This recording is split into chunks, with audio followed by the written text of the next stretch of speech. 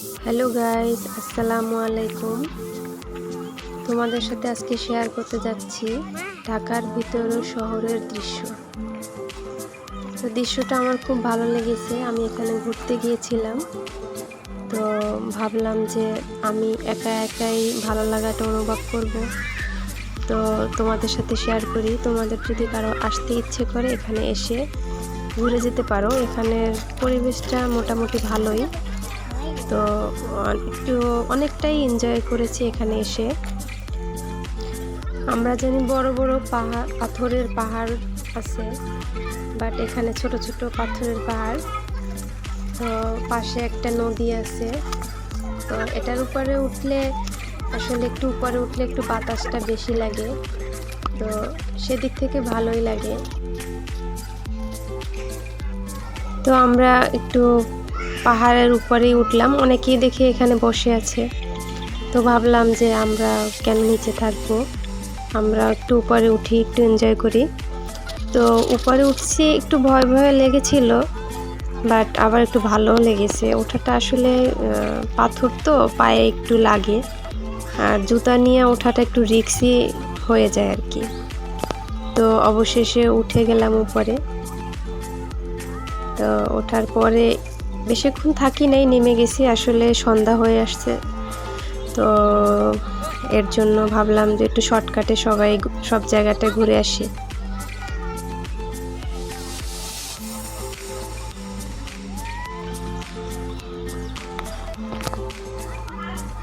এখানে দেখেন গাইস, এখানে পা ধোয়ারও ব্যবস্থা আছে। অনেকে দূর থেকে আসে, পা নোংরা হয়ে যায় বা হাত মুখ অনেক ঘেমে যায়, তো চাইলে এখানে নদীর পানিটাও ইউজ করতে পারবো।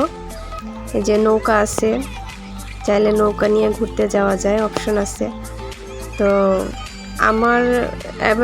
আমার এটাই মনে হলো যে আমরা তো শহরের ভিতরেই থাকি, হয়তো চার দেয়ালের মাঝখানে, বা কেউ অফিস করে, তো কেউ মার্কেটে যায়, তো সব কিছু মিলাই একটা গরম অস্বস্তি একটা লাইফ ক্রিয়েট করি। তো আমার মনে হয় যে আসলে এরকম একটা পরিবেশে একটু ঠান্ডা হাওয়া, তো আমার খুব ভালো লেগেছে এখানে এসে। এর জন্য আমি তোমাদের কাছে শেয়ার করছি। এখানে অনেক হকারও আছে, এই যে উনি বাদাম বিক্রি করতেছেন।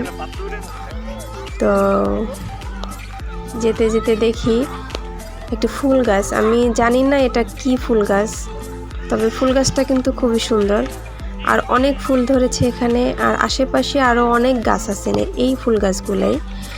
তো আমি জানি না আসলে এটা ফুল গাছের কি নাম। তোমরা যদি জেনে থাকো কমেন্ট করে জানাবা আসলে এই গাছটার নাম কি, কি ফুল গাছ এটা।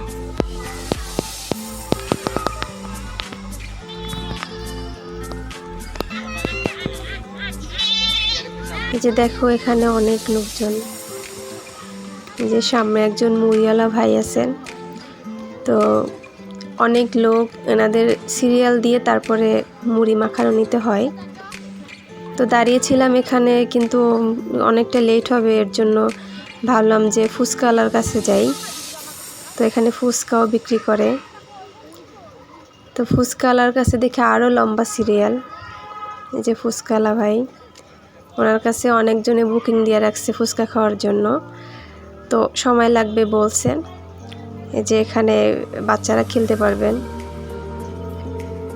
এখানে আইসক্রিম বিক্রি করেন, তবে এই আইসক্রিমটা আমি নতুন দেখেছি, আগে আমি দেখি নাই। আইসক্রিম এরকমের বরফ ভেঙে রং দিয়ে আর কি আইসক্রিমটা, আমি জানি না আসলে এগুলো কিসের রং, বা এই আইসক্রিম আমি কখনো খাইনি।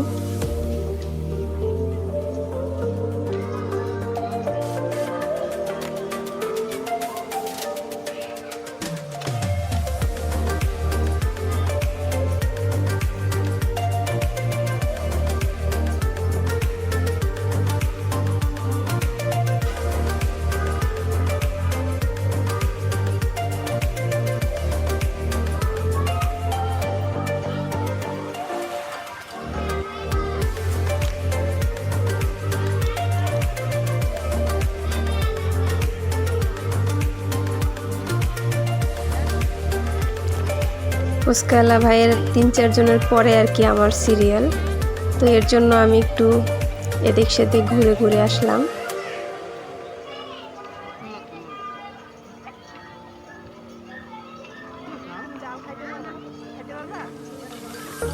তো অনেকে দাঁড়িয়েছেন, আমিও দাঁড়িয়েছি ফুচকা খাওয়ার জন্য।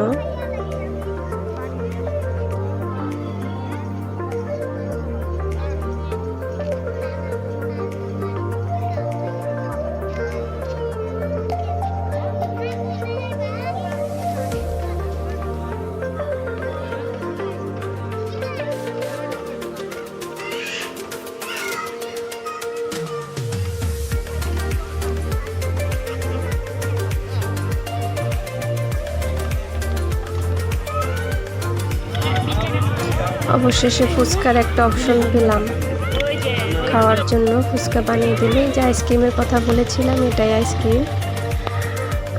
তো সব কিছু ঘুরে দেখাইতে পারি নাই, কারণ আমরা টাইম শর্টে গিয়েছিলাম, সন্ধ্যা হয়ে গেছে, বাসায় ফিরতে হবে নতুন জায়গা, তো এর জন্য তাড়াতাড়ি রওনা করে দিলাম। তো নেক্সটে যদি আবার ওখানে যাই তোমাদের সব কিছু ভালোভাবে দেখানোর চেষ্টা করব। তো তোমরা ভালো থাকো, সুস্থ থাকো, আল্লাহ হাফেজ।